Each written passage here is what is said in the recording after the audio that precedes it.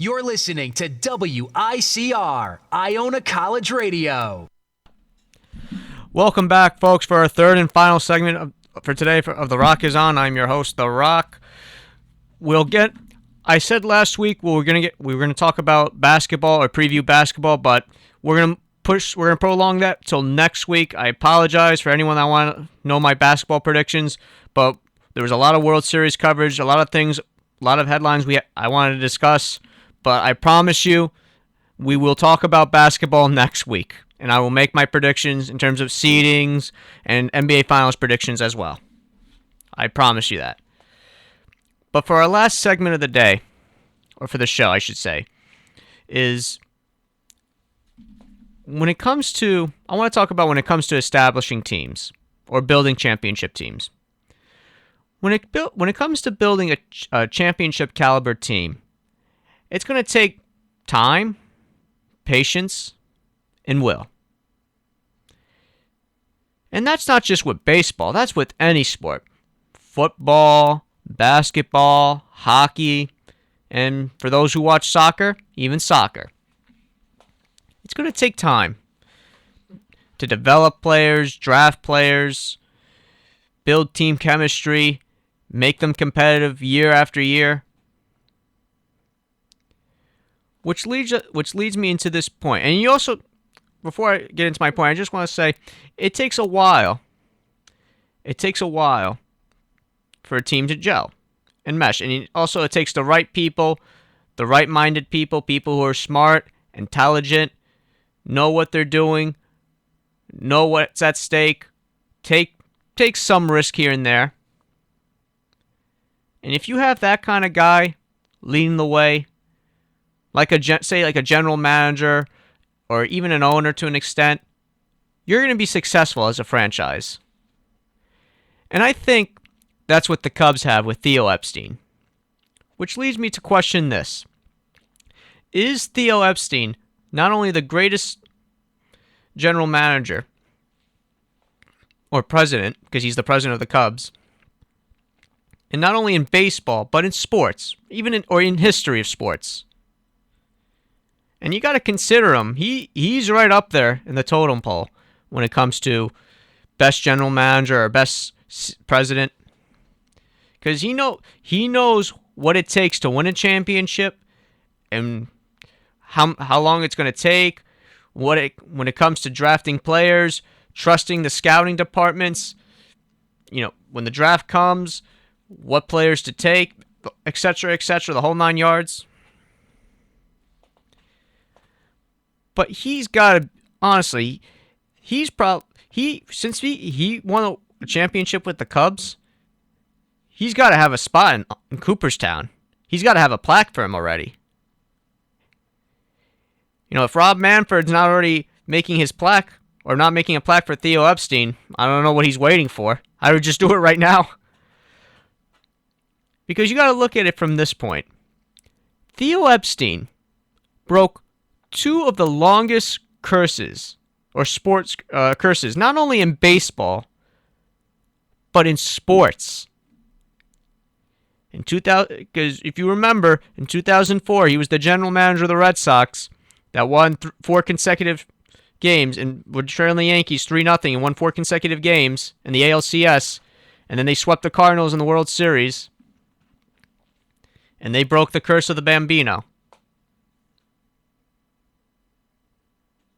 And at the time, that was huge. It was huge. Because the Red Sox, similar to the Cubs, always had heartbreaking moments. Always had, they were so close, but they just couldn't get it done. And just all these bizarre things happened. Whether it was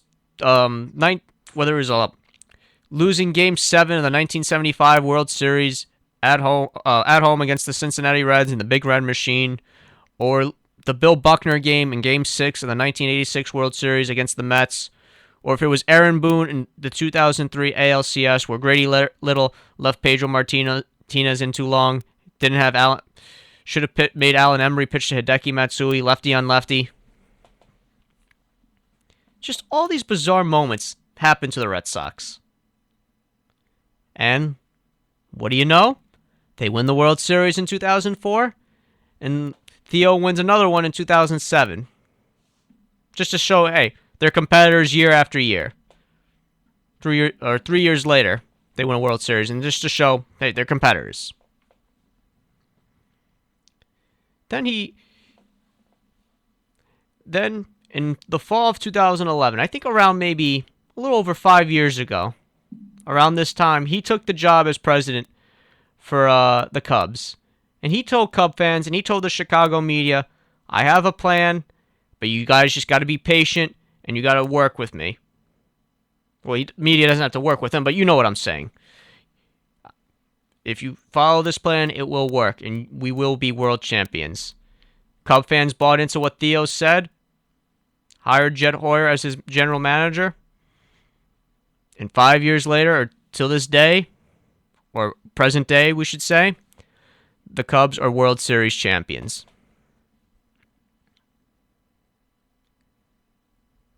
And if you think about the history of the Chicago Cubs, not just the heartbreaking moments or all the bizarre things that happen, I'm talking about the players historically that played for the Cubs.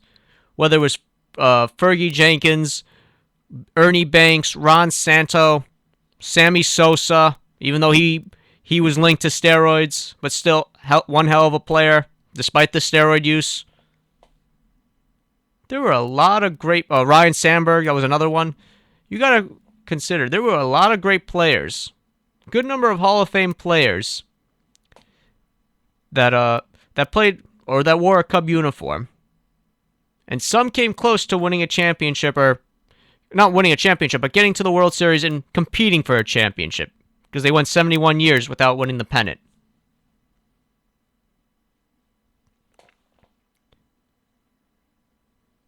But if you were to ask me, is Theo Epstein the best general manager in baseball, and maybe even all professional sports? I say, yeah. Hell yeah, he is. You cannot, and if it's baseball and you're going to dispute that, you can't. The guy, like I said previously, the guy broke 2 long sport curses. Not even baseball curses, sport curses. Curses that people were talking about, people who were superstitious about. Curse of the Bambino and the curse of the Billy Goat. Broke both of them like it was nothing. Like, oh, we broke it? Won the championship, there you go. And that's what Theo is. He's a curse breaker. And if you think about all these struggling franchises, or franchises that haven't been able to get over the hump, maybe they could use Theo's services. Maybe the Mets could use him. If Sandy Alderson, is becoming frugal, or he doesn't want to get the players, he doesn't want to sign the high top marquee players, and say if he's going to let Cespedes walk, bring Theo in. Get rid of Sandy. Bring Theo in. He knows what he's doing. But how funny would it be if, Theo... Now, it just occurred to me, well, how funny would it be if, say, Theo Epstein went to, every Major League Baseball team, or was, the general manager or the president of every Major League Baseball team, and he won at least one championship? Could he do that? I'm not denying that. I'm sure he's capable of doing that. Theo is he's a great baseball mind, and he knows what he's doing. He trusts his scouting. He trusts his scouts. He trusts his general manager, and he has the confidence. And that's, when you're a general manager, or you're a general manager or a president of a team or a company or whatever it is, you got to have that confidence. Otherwise, things aren't going to go your way. You got to have that optimism, and that's what Theo has with the Cubs. Now, from now on, because they won the championship, they no longer have to hear that nonsense about the curse of the Billy Goat, 1908, being known as the lovable losers, Bartman, the Billy Goat, the Black Cats, or whatever it was. All that superstitious stuff is gone. It's gone. And before I wrap up, I just want to say, I'm sure I know I'm going to name some historic people that are related to the Cubs or are associated with the Cubs. And these three people are no longer on this earth. They've died and they're deceased. Ron Santo, Harry Carey, and Ernie Banks, aka Mr. Cub. Now, I know those guys are no longer on this earth. They're deceased, they're dead, but I'm sure they were watching from up above, and they were smiling and probably have tears of joy.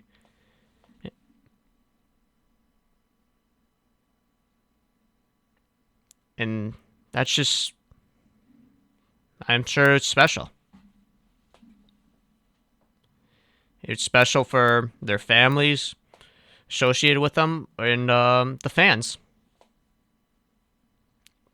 But I'm sure, like I said, up there, they're smiling, they're happy, and they have tears of joy.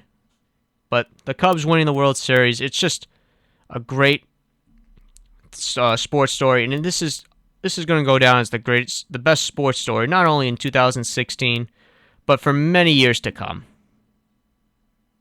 Who knows? Maybe in 2 decades from now, we'll still be talking about this, unless another curse comes about. But that's a topic for another day, folks. That concludes this show of The Rock is On. Tune into next week at 4 p.m. to hear your latest sport news. Have a great day, everyone.